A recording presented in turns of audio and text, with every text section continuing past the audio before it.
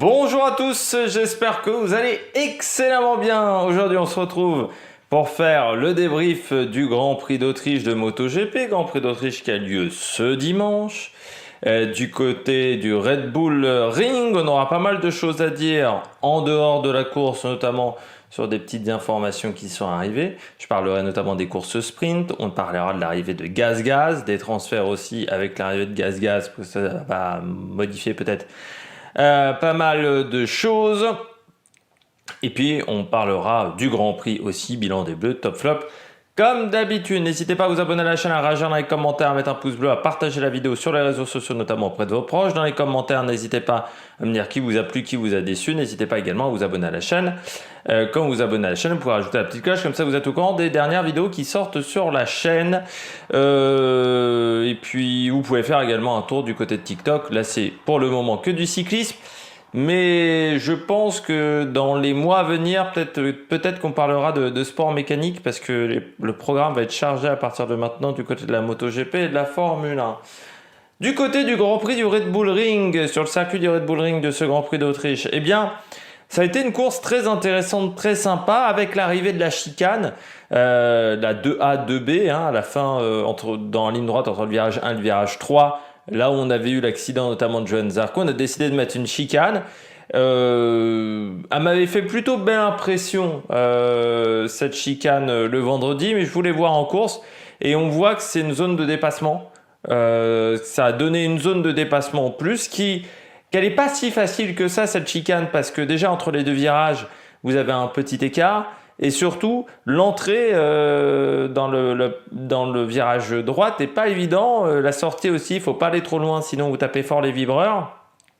Donc c'est pas un virage si facile que ça. Et puis en plus, ça permet maintenant de freiner aux 50 mètres quasiment pour le virage numéro 3. On freine extrêmement tard dans ce virage 3. Et ça offre presque plus de possibilités de dépassement maintenant à la sortie du virage numéro 3 qu'auparavant. C'est intéressant cette chicane. C'est une bonne idée pour la moto. Ça marche très très bien. Alors pour la F1, pour le moment on ne l'a pas mise et je pense que ça serait compliqué parce que l'entrée est quand même étroite, mais ça marche bien du côté de la moto. Ça permet de proposer en plus un circuit qui est différent de la F1, ce qui est pas plus mal aussi, et peut-être que ça pourrait donner des idées à d'autres circuits d'avoir ce genre de virage un peu différent entre la MotoGP et la Formule 1 pour éviter d'avoir deux fois le même circuit, ce qui peut parfois être assez redondant. Grosse bagarre entre Ducati, Aprilia, Quartararo. Les Ducati qui aujourd'hui sont extrêmement fortes cet été. L'Aprilia qui marche bien, qui est la moto peut-être la plus homogène. Et puis Yamaha et Quartararo qui arrivent à faire des miracles, même s'ils ont du mal avec la température du pneu avant, notamment, qui a encore été à certains moments du week-end un petit peu problématique. Et donc une course assez sympa du côté de l'Autriche, vraiment. Je me suis bien amusé à regarder ce Grand Prix. L'arrivée de Gaz l'année prochaine, on n'appellera plus l'équipe Tech 3, Factory Team de KTM, ça s'appellera Gaz Tech 3 ou Tech 3 Gaz, on ne sait pas encore dans quel sens, mais je pense que Gaz sera en premier vu que c'est le constructeur. On le voyait venir parce que c'est vrai qu'on nous avait dit déjà au moment quand Suzuki avait annoncé qu'il partait que l'objectif ça serait d'avoir 3 équipes peut-être avec les 3 constructeurs qui appartiennent au groupe de KTM, c'est-à-dire KTM, Gaz et Husqvarna. Ils ont privilégié Gaz avec Husqvarna, ce qui était déjà le cas dans d'autres catégories, et notamment en Moto 3 vous avez Gaz qui est déjà présent. Gaz c'est un peu la marque fun, jeune et sport de KTM, et donc il y avait l'envie je pense de l'amener dans les compétitions sportives, et Tech 3 est une bonne solution. Malgré tout, ça change pas mal. Ça va changer quelques éléments dans l'équipe de Hervé Poncharal. Premièrement, moto officielle avec évolution en même temps que l'équipe 1. Donc ça, c'est un petit changement. Ils avaient déjà la moto de l'année, ce qui était la différence avec Yamaha, mais ils avaient des évolutions un peu après de KTM. Donc là, ils vont avoir les évolutions en même temps. L'arrivée de Paul Espargaro également dans l'équipe. La grande question est maintenant de savoir qui sera le deuxième pilote. Et ça, là, on ouvre notre point transfert. Qui sera le deuxième pilote chez GasGas? Parce que, étant donné que c'est une marque espagnole, je pense qu'on va plutôt prendre un pilote ibérique. Ce qui fait que ça sent quand même pas bon pour Rémi Garner. Et ça sent plutôt bon. Alors, on nous a parlé de Miguel Oliveira, sauf qu'il semblerait qu'en cours de week-end, cette tendance se soit refroidie. Peut-être que Miguel Oliveira irait dans une autre équipe. On nous a parlé, bien entendu, des deux Fernandez, Raoul et Augusto. Ça pourrait être une autre solution. La solution Rémi Garner étant, pour le moment, j'irais pas abandonner, mais presque. Et c'est un peu triste parce que le pilote australien n'a pas été mauvais. Mais encore une fois, c'est le souci d'arriver tard. Et puis, on leur a pas laissé de temps quand même. Que ça soit Fernandez et Garner, je l'ai dit assez souvent, mais c'est vrai qu'on leur a mis la pression dès le premier Grand Prix quasiment, en leur disant vous n'êtes pas sûr de faire jusqu'à la fin de saison. Et ça a été un vrai problème. Pour Rémi Garner, il y a encore des opportunités. Je pense que RNF est une opportunité. Après, face à qui chez RNF? Peut-être Iannone, car Iannone, je rappelle, va revenir de sa suspension pour contrôle positif, contrôle antidopage. Il a des contacts forcément avec Aprilia, parce qu'il a été pilote Aprilia et qu'Aprilia l'avait soutenu au départ dans ses démarches. Peut-être aussi que Iannone irait sur le Superbike, qui commence à devenir un peu plus attractif qu'auparavant. On pourrait également avoir donc Rémi Garner chez RNF. Chez LCR, on parierait pas vraiment sur lui. On aurait plutôt d'autres idées de pilotes. Chez Yamaha, pour l'instant, on n'a pas de nouvelles en tant que deuxième pilote, mais il semblait que ça se décidait plutôt vers Johan Mir. Après, le problème, c'est que Johan Mir, c'est pas non plus une solution en ce moment. Alors certes, il est champion du monde, Johan Mir, mais comment dire que depuis le début de saison et surtout depuis quelques Grands Prix, c'est un petit peu compliqué pour le pilote espagnol. Et après, on a plus tant d'opportunités que ça.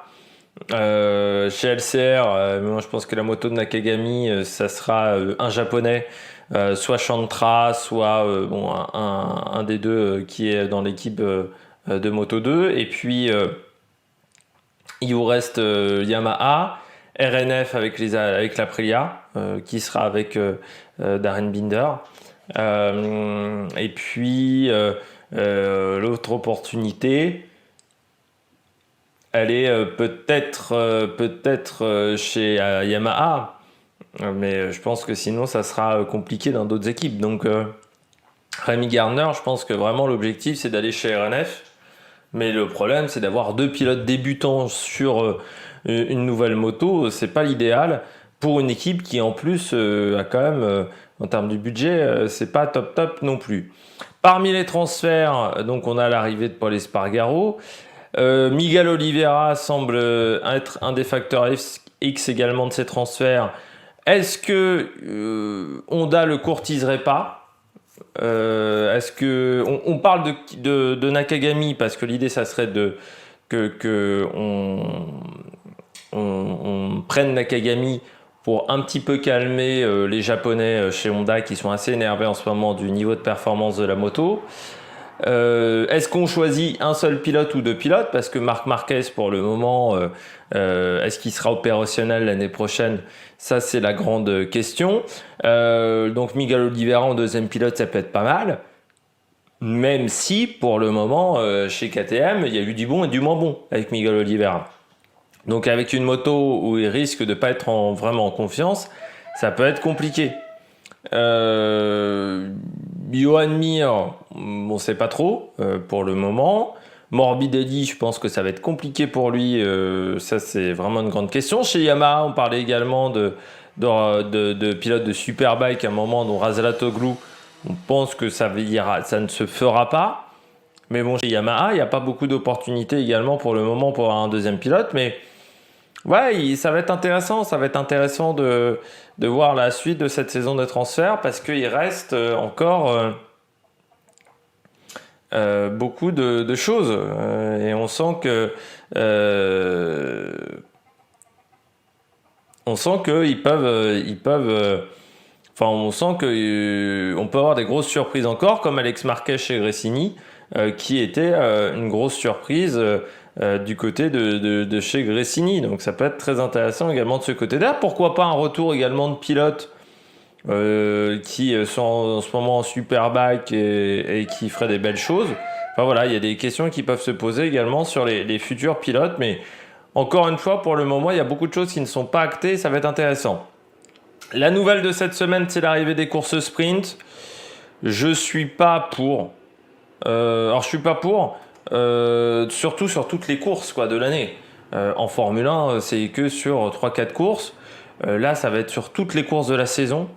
Encore une fois, les courses sprint, on a vu sur certaines pistes en Formule 1, c'était pas intéressant, c'était pas productif. Je pense notamment au Red Bull Ring, ça n'a pas marché. Donc avec des calendriers et des week-ends qui vont être modifiés. Donc les week-ends vont être très chargés pour les pilotes parce qu'il y aura EL1, EL2, il faudra déjà être bon le vendredi. On ne pourra plus arriver sur une course en n'étant pas sûr un minimum de ces réglages. Et ça va être un vrai problème. Est-ce qu'on va utiliser des simulateurs, ce qu'on fait en F1 car les séquences d'essais vont être beaucoup plus réduites. Je pense que vu qu'on va avoir un Grand Prix, on va supprimer une séance. Le samedi, c'est sûr, vu qu'il va y avoir les qualifications le samedi. Est-ce que les qualifications auront lieu le matin ? Ça voudrait dire peu de visibilité pour les qualifications. Est-ce que les qualifications auront lieu l'après-midi ? Mais c'est-à-dire que si tu prends un risque et que tu chutes, ça peut devenir très compliqué ensuite pour ta course sprint, si les temps de réparation sont très courts. Et puis surtout, les week-ends vont être surchargés. Alors, on va supprimer le L3, supprimer le L4, supprimer ces deux séances. Là, ça reste encore aussi un petit peu flou pour le moment au niveau de la manière dont vont se combiner les Grands Prix. Et puis, je suis pas pour, parce que pour les pilotes, ça va commencer à devenir très compliqué. Je rappelle qu'on a beaucoup de pilotes qui sont atteints du syndrome des loges.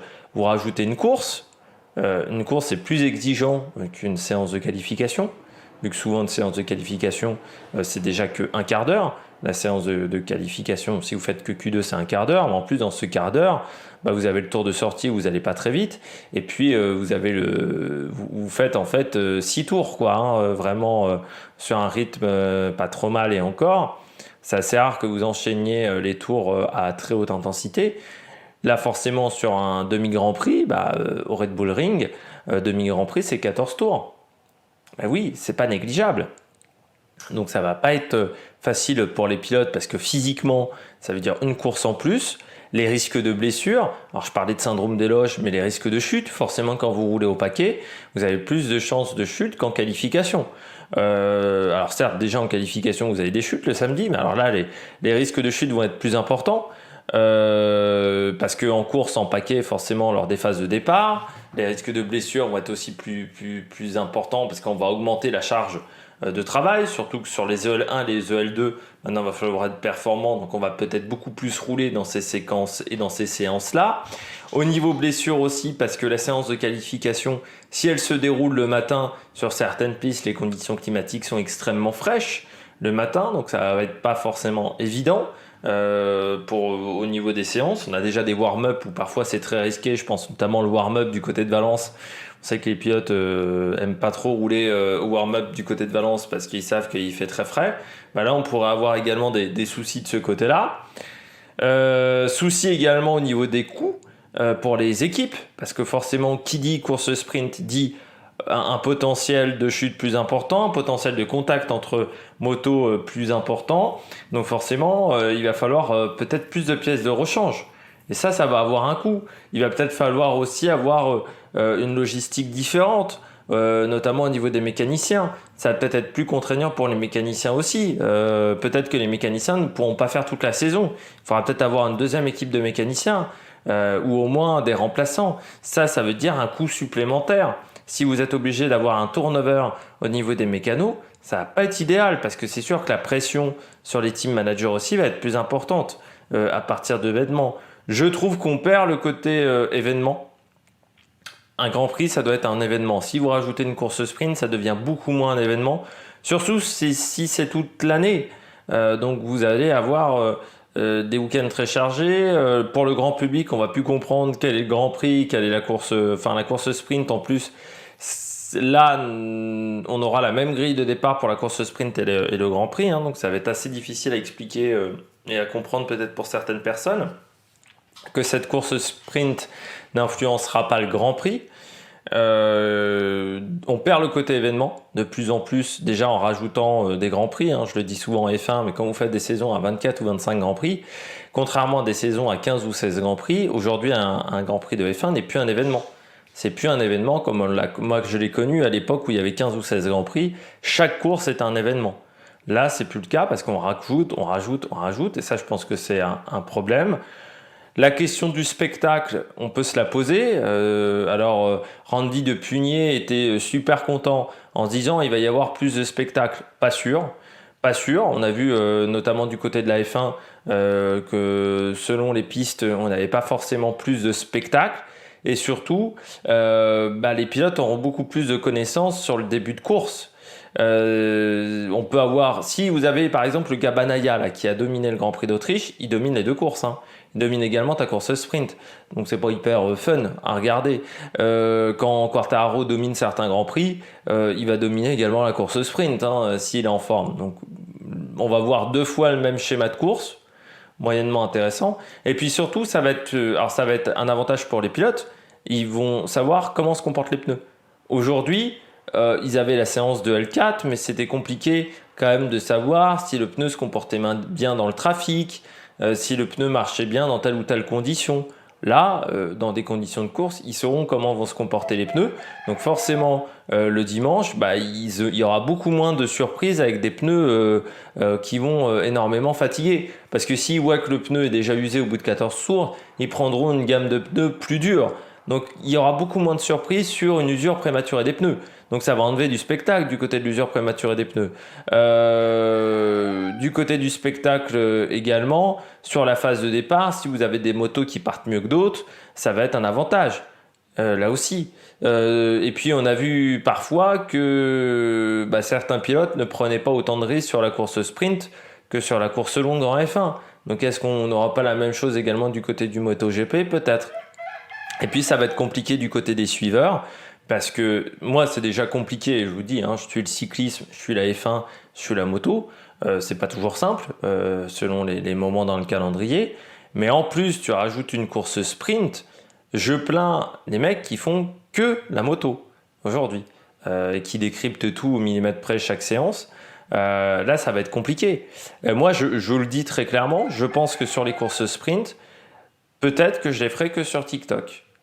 Parce que voilà, maintenant je suis sur TikTok un petit peu. Peut-être que je ferai des débriefs si je peux les voir, ces courses-là, en temps et en heure et assez rapidement. Peut-être que je ferai des débriefs seulement sur TikTok.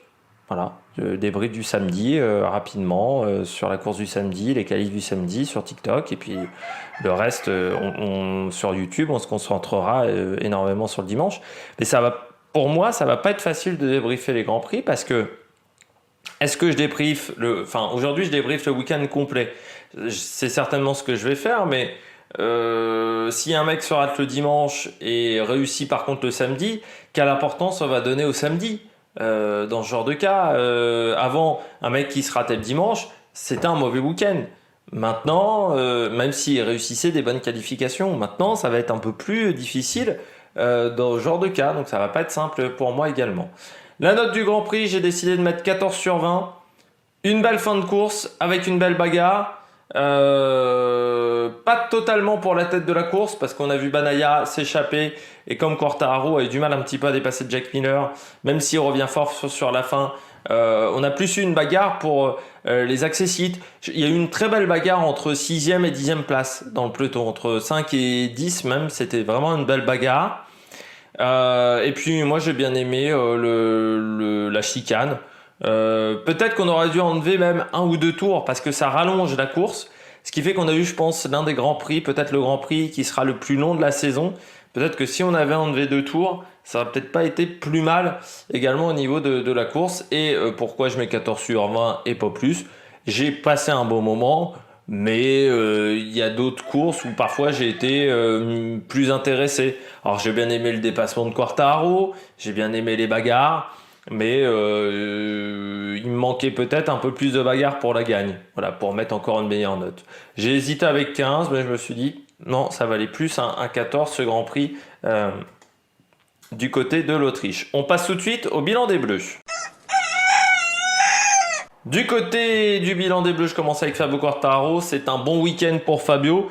J'étais inquiet après les qualifications parce que je dis toujours quand Fabio Quartararo n'est pas en première ligne, c'est un petit peu inquiétant parce que c'est quand même un pilote qui est très fort en qualification. Donc quand il n'arrive pas à faire mieux que 5e en qualification, j'étais un peu inquiet. Et puis après, j'ai regardé un petit peu la séance de qualification parce qu'au moment où j'avais vu cette information-là, je n'avais pas vu la séance de qualification. Et puis là, je vois, il est à 2 dixièmes. Moins de 2 dixièmes et demi. Je vois qu'il est quand même devant Johan Zarco, devant Aleix Espargaro. C'est plutôt intéressant pour lui. Je me dis qu'il y a quand même peut-être quelque chose à tenter s'il finit à 5e. S'il fait une course sage, il peut être vraiment bien, même s'il perd des points sur Banaya, forcément, mais avec Bastianini devant, bon, ça peut être intéressant.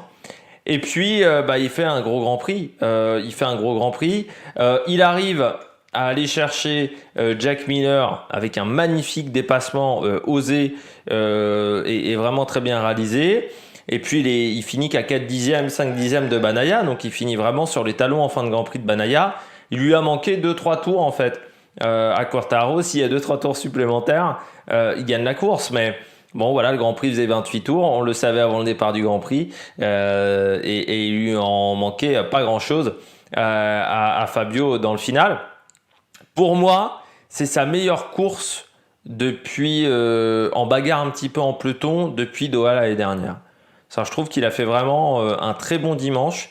Autant le samedi était, je dirais, un petit peu moyen pour du Fabio Quartararo encore une fois. Fabio Quartararo, ça reste du très beau niveau, notamment en qualification. Autant du côté du samedi, il était très intéressant, très fort, très sûr de lui, donc très sympa la course de Fabio. Alors certes, il perd des points sur Pecco Bagnaia au championnat, mais il a encore une petite marge sur le pilote italien, même si ça serait bien d'aller chercher une victoire à Misano ou en Aragon lors des 2 prochaines courses. Ça pourrait faire du bien au moral de Fabio, parce que s'il continue à ce rythme-là, Bagnaia, il risque de devenir très dangereux. Je poursuis avec Johan Zarco. Dommage le départ encore une fois de Johan Zarco. Il rate complètement son départ. Alors lui, ça va pas l'arranger les courses sprint l'année prochaine, parce que vu qu'une fois sur 2, et encore je suis gentil, je pense 2 fois sur 3 peut-être plutôt, il rate ses départs, Johan Zarco, ça va pas l'aider. Il a eu du mal avec le launch control de la machine, qui semblerait ne s'est pas activé correctement. Ensuite, il s'en sort bien quand même à la fin du premier tour, parce que ça aurait pu être plus dramatique que ça encore le départ de Johan Zarco, mais il s'en sort bien dans les chicanes et je pense qu'il a dû prendre des risques au niveau des dépassements dans les chicanes. Et après, il finit bien Johan Zarco. Il a un très gros rythme en course. À un moment, il a un rythme plus rapide que Pecco Bagnaia en fin de Grand Prix. Le souci, c'est que, il a raté son début de course. C'est là où ça joue, c'est sur les 2 premiers tours de course qui sont un petit peu compliqués. La mise en rythme, encore, qui est difficile de la part de Johan. Et c'est là où ça a été dur pour le pilote français, pour trouver des solutions dans le paquet. Il a mis un petit peu de temps aussi à dépasser Aleix Espargaro, où il aurait peut-être pu aller un peu plus vite dans le dépassement d'Aleix Espargaro, qui était en grande délicatesse avec ses pneus, mais peut-être qu'il voulait pas prendre de risque aussi, parce que on a eu encore une magnifique séquence de la part de la MotoGP le vendredi, avec Johan Zarco qui sort des stands et qui a failli se faire percuter par Aleix Espargaro. Et la magie de tout ça, c'est qu'Aleix Espargaro n'a eu aucune pénalité. On pourrait presque croire que les Espagnols ont un petit peu droit du favoritisme du côté de la MotoGP. C'est que Espargaro n'ait pas de pénalité sur cette action, sans faire du chauvinisme. C'est inadmissible. Donc Viñales fait ça, Zarco fait la même chose, ils sont exclus du Grand Prix. Mais aller chez Spargaro, je sais pas, il doit connaître des gens du côté de la Dorma, parce qu'il peut faire, je dirais pas un peu n'importe quoi, mais presque, il se prendra jamais de pénalité. Je trouve ça un peu triste, qu'il n'y a pas de logique dans les décisions de la part des commissaires de course, mais c'est un peu comme en Formule 1, des fois on a du mal à comprendre les commissaires de course.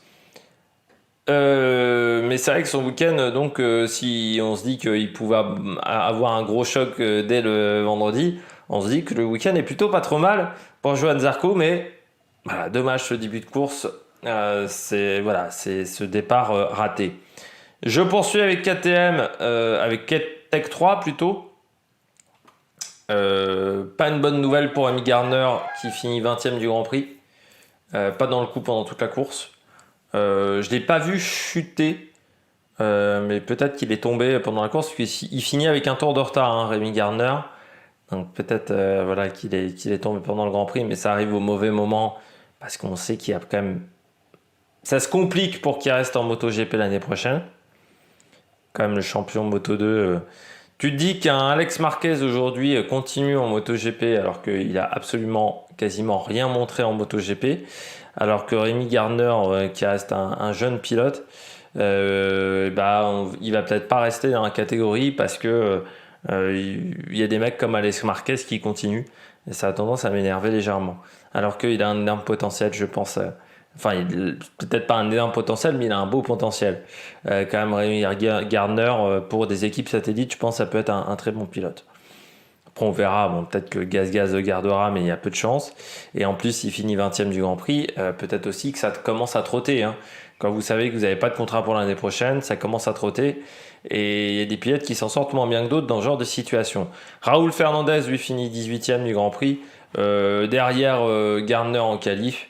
Raúl Fernandez, je suis pas convaincu encore qu'il ait compris le mode d'emploi d'une MotoGP. Contrairement, je pense à Rémi Gardner qui a un peu plus compris ça. Mais c'est vrai que dans un week-end où Rémi Gardner n'a pas été incroyable, je trouve que Raúl Fernandez ne le devance pas en qualif. Voilà, c'est un petit peu un problème. Et il devance Savadori vraiment de pas grand-chose en qualif. Donc ça aussi, ça me chagrine un petit peu pour le pilote espagnol. On passe tout de suite au pilote au top. Du côté des pilotes au top, je ne parlerai pas de Alex Espargaro, déjà parce qu'un petit peu en difficulté avec ses pneus pendant la course. Il a pris un risque au niveau de la gestion des pneus. Ça a moyennement marché, mais surtout pour son action du vendredi que je n'ai absolument pas apprécié. Par contre, on va mettre au top Bagnaia. Nouvelle victoire. C'est la 5e, je crois, enchaînée. Hein. Si on enlève les abandons, à chaque fois qu'il a fini sur les 5 dernières courses, il a fini premier. 3e victoire d'affilée pour Francesco Bagnaia. C'est de nouveau un prétendant pour le titre. Francesco, vu le rythme qu'il tient, va falloir faire attention à lui. Et je rappelle que l'année dernière, il fait une énorme fin de saison, Bagnaia. Donc s'il continue comme ça, il va être dangereux. Surtout que je pense qu'à Misano, il aura envie de se refaire, alors que l'année dernière, il était tombé prématurément pendant le Grand Prix, ce qui avait donné le titre à Fabio Quartararo. C'était une des actions qui avait permis à Fabio d'être champion du monde. Donc c'est vrai que Francesco Bagnaia, il revient fort. Il reste encore pas mal de courses. Hein. Il reste encore 7 Grands Prix sur cette année 2022. Donc encore des opportunités pour Francesco Bagnaia. Là, sur la course,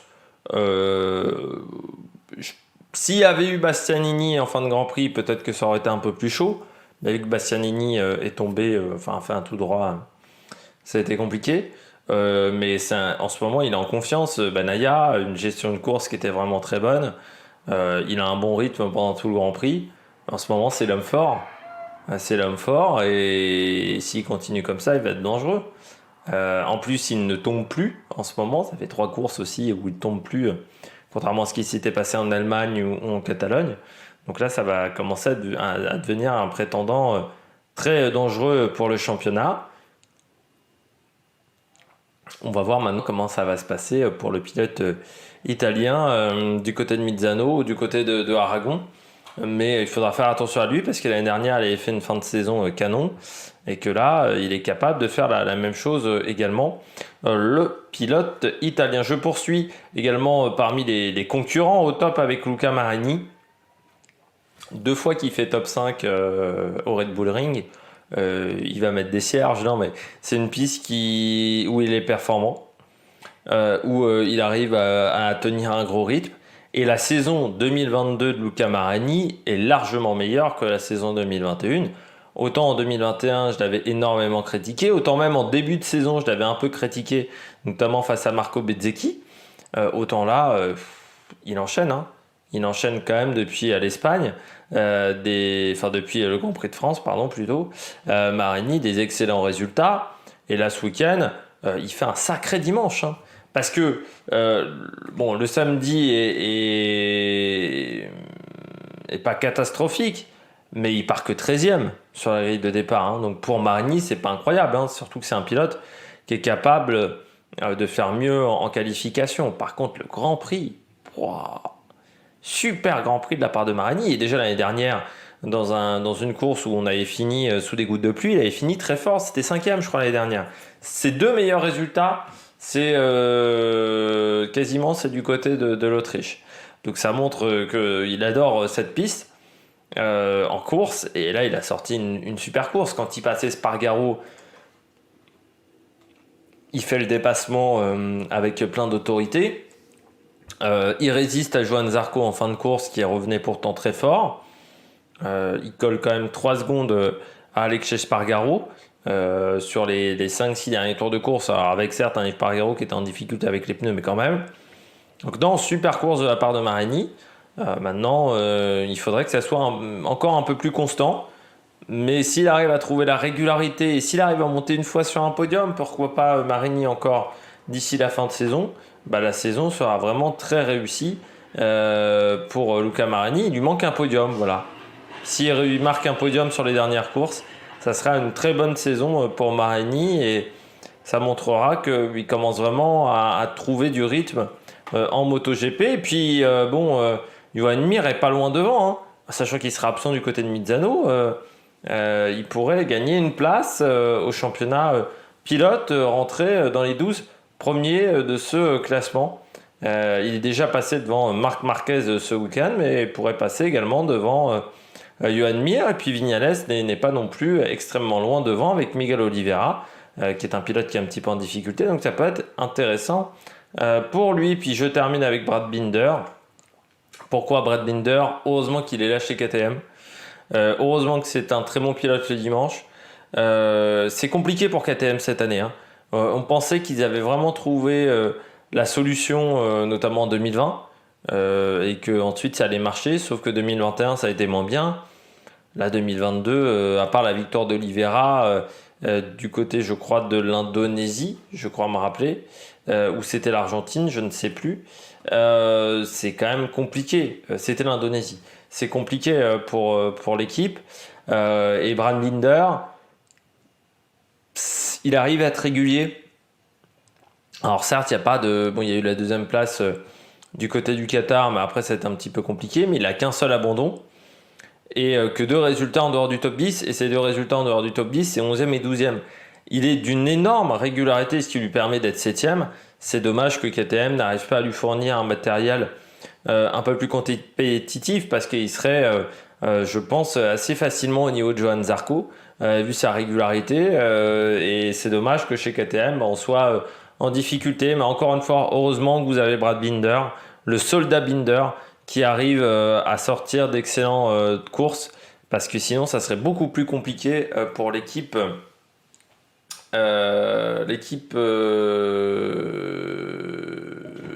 Autrichienne, pardon. Je passe tout de suite au bonnet d'âne. Du côté des bonnets d'âne, je commence avec Johan Mir. Depuis l'annonce de Suzuki que Suzuki va quitter le MotoGP, j'ai l'impression que Johan Mir est dans une situation très compliquée. Voilà, c'est difficile en ce moment pour lui. Là en plus il se blesse. Il n'y a pas de possibilité en plus de pilote de rechange chez Suzuki. On aurait proposé à Danilo Petrucci, selon les rumeurs, de prendre la place pour une course de Johan Mir, mais la blessure a l'air d'être quand même sérieuse. Donc est-ce qu'il arrivera à être de retour en Aragon? C'est pas sûr. La question en plus de son avenir aussi, hein, c'est vrai que Johan Mir, je pense qu'il y a des équipes qui étaient sûres d'aller le recruter quand Suzuki a annoncé que l'équipe partirait, sauf que depuis que Suzuki, que ça marche moins bien pour lui, peut-être qu'il y a des offres qui sont moins intéressantes et moins importantes. Après, Johan Mir, enfin ouais, c'est assez incompréhensible, mais je pense que Suzuki fait plus énormément d'évolution sur sa moto et ils avaient des petits soucis d'électronique qui sont peut-être revenus. Il avait l'air d'être un peu moins à l'aise sur la machine qu'Alex Rins en début de saison et avec très peu d'évolution sur cette machine, ça aide pas et en sachant que les autres progressent forcément, il prend peut-être un peu plus de risques pour aller faire des résultats et forcément cette prise de risque là supplémentaire lui coûte très cher. Mais c'est vrai d'un pilote qui était hyper régulier, notamment quand il est champion du monde. Là, il enchaîne les mauvais résultats et un peu les coups durs depuis quelques temps. C'est un peu triste pour Johan Mir. Et puis surtout, il est en dehors du top 10 au niveau du championnat. Et l'année n'est pas très bonne. Hein, parce que à part pas très bonne, et surtout depuis le Portugal. Depuis le Portugal, il est quand même à 6 abandons. Et seulement une quatrième place comme meilleur résultat. Et cette année, pas de podium hein, pour Johan Mir. Mais c'était un pilote qui jouait énormément sur la régularité. Je rappelle que l'année où il est champion du monde, il gagne qu'une course. Johan Mir, mais il monte énormément de fois sur le podium. En plus, si il abandonne très régulièrement, ça va être compliqué. Et contrairement à Alex Rins n'a que, je dirais, 3 abandons, ce qui est déjà beaucoup. Mais a réussi à être un peu plus régulier. Le pilote espagnol. Bastianini, il a craqué. Il a craqué et ça permet de comprendre qu'il est encore jeune. C'est encore un coureur jeune, notre ami Bastianini.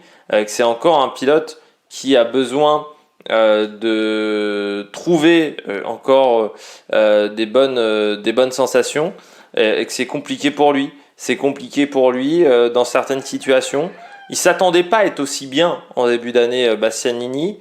C'est vrai que ça fait quelques courses qui marquent le pas hein, depuis l'Italie, 2 abandons en Italie, 10e et 11e en Allemagne et aux Pays-Bas, 4e du côté de la Grande-Bretagne, abandon cette fois-ci.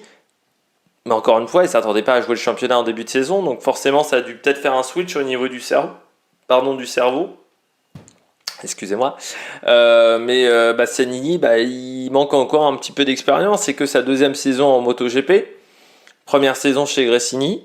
C'est peut-être un peu compliqué là en ce moment. Et puis, il y a la bagarre aussi avec Jorge Martin pour savoir lequel des deux ira dans l'équipe 1 Ducati. Et ça, forcément, ça fait cogiter. Ça fait cogiter quand un pilote italien sait qu'il est peut-être pas loin de son rêve. Parce que Bastianini, quand il était jeune, il regardait les pilotes Ducati, notamment Loris Capirossi, faire des résultats en MotoGP. Donc lui, son objectif, c'est d'aller chercher des victoires avec cette moto rouge. Forcément que c'est un peu un rêve pour un Italien d'aller chez Ducati aujourd'hui. Sauf que le match est un petit peu relancé avec Jorge Martin. Alors l'avantage, c'est que Jorge Martin a aussi fait une erreur ce week-end. Mais à la différence de Bastianini, il prend quand même les points de la 10e place malgré sa chute lors du dernier tour. Et puis je termine avec Nakagami. Dommage pour Nakagami, mais c'est vrai que ça tombe au mauvais moment, cette chute. Ce week-end, un peu plus en retrait. Hein, c'était pas le meilleur pilote Honda ce week-end. Il était derrière Alex Marquez à cette place-là. Même si en qualif ça s'est bien passé, ça s'est bien passé, il est devant Alex Marquez, mais Alex Marquez tombe et Nakagami ne fait que le 14e temps. Ça a été juste devant Paul Espargaro en passant. Ça a été un peu plus compliqué ce week-end pour Nakagami et en plus pas de peau pour lui, c'est qu'en Moto 2 doublé de l'équipe Honda Asia avec Chantra et j'ai oublié le deuxième. Il y a Chantra, je vais retrouver ça, hein. vous inquiétez pas. Hop, hop, hop, je descends. Et non, bien entendu, j'ai que la MotoGP dans ce tableau-là. Mais ils sont, voilà, Moto 2. Hop, il y a Chantra chez Honda et Ayogura. Et c'est vrai qu'il y a eu un doublé des deux pilotes là en Moto 2 sur cette même piste. Et forcément, si tu compares à la chute de l'autre côté, c'est pas top pour lui, avec en plus des pilotes qui marchent très bien en ce moment, vu qu'Ayogura est en tête du championnat avec un point d'avance sur Augusto Fernandez, et que Chantra est pas non plus mauvais. Alors peut-être encore un petit peu jeune, Chantra, il a enchaîné les abandons, notamment 3 abandons d'affilée, mais ça reste un pilote qui a également une bonne pointe de vitesse, même s'il me semble un peu moins près qu'Ayogura. Derrière, ça va être compliqué donc pour Nakagami, mais Nakagami, peut-être qu'il peut quitter LCR pour aller dans l'équipe 1 Honda, mais pour ça, il faudra encore faire mieux. Est-ce que c'est Ayogura qui arrive directement dans l'équipe Honda? Peut-être, mais ça va être assez intéressant de voir comment ça va se passer du côté des transferts. Mais c'est sûr que Nakagami, ça tombe au mauvais moment. Et forcément, vu que Nakagami n'a pas été performant ce week-end, bah, ça a été un petit peu la galère encore pour Honda. Honda qui ne sait vraiment pas où aller. Il y a quand même des dirigeants de Honda qui ont dit que si Marquez n'est pas opérationnel pour les essais du côté de Mizano pour l'année prochaine, ça risque d'être compliqué pour savoir dans quelle direction on va aller pour la moto 2023, parce qu'on ira encore à tâtons. Et ça reste un énorme problème du côté de chez Honda. On ne sait pas si on doit continuer avec la logique et avec la manière de faire qu'on avait mis en place pour la moto 2022, ou est-ce qu'on doit repartir en arrière, vu que cette moto 2022, elle était quand même très difficile à piloter, même si elle a été rapide en début de saison, donc c'est compliqué en ce moment chez Honda, on ne sait pas où aller.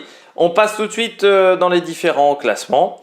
Classement pilote à l'écran, Fabio Quartararo en tête avec 200 points, il a donc 32 points d'avance sur Alex Espargaro, 44 points d'avance sur Francesco Bagnaia et 75 points d'avance sur Johan Zarco. On retrouve ensuite Jack Miller et Andrea Bastianini, Brad Binder 7e, Alex Rins 8, Jorge Martin 9e, juste devant Miguel Oliveira qui est à égalité de points avec Maverick Viñales. Le premier débutant, c'est Marco Bezzecchi qui est 14e. Et on retrouve ensuite Di Gianantonio qui a marqué des points ce week-end avec la 11e place.